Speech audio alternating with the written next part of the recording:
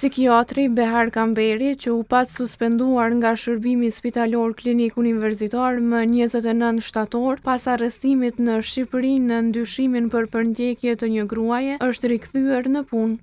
Atë, sipas mediave në Shqipëri, autoritetet e rendit dhe drejtësisë në Tiranë vendosën ta lirojnë nga mbajtja dhe ta vazhdojnë hetimin në gjendje të lirë.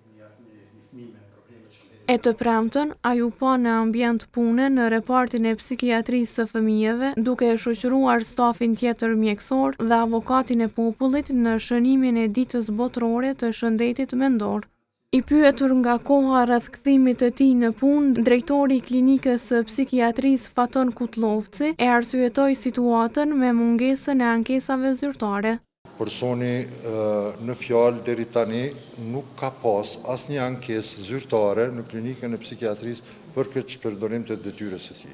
Në rastin në të cilin do ta kemi një ankesë zyrtare, gjithsesi që do të merremi. Ankesat jo zyrtare munden edhe të jenë, por ne nuk kemi informata të tilla.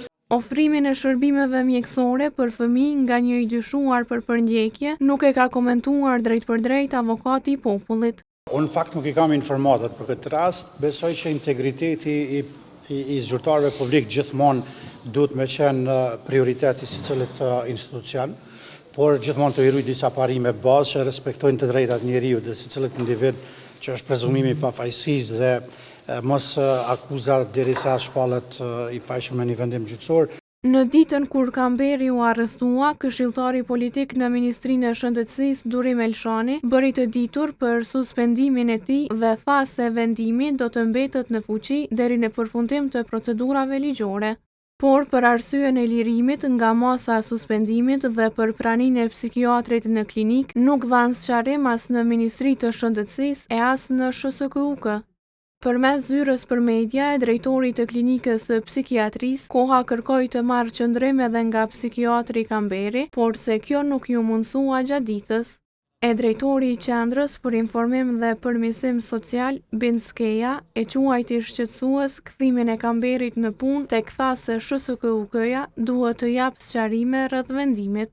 Është jashtëzakonisht mesazh i dëmshëm, edhe kjo e dëmton edhe vetë institucionin e SHSKUK-s për shkak se krijon pasiguri tek personat që shkojnë edhe me marrë ato shërbime. Ekstra shqetësim është dashur me qenë për SHSKUK-n, për shkak se na peshohim edhe u pa në ditën kur u arrestu ky psikiatri, që kanë dalë disa persona në mënyrë anonimiteti dhe kanë kallëzuar përvojat e tyre.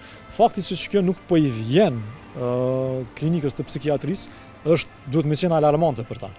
Ndaj Kamberit, sipas prokurorisë themelore të Prishtinës, është lëshuar kallëzim penal gjatë vitit 2020 për shkak të veprës penale të kanosjes dhe ngacmimit.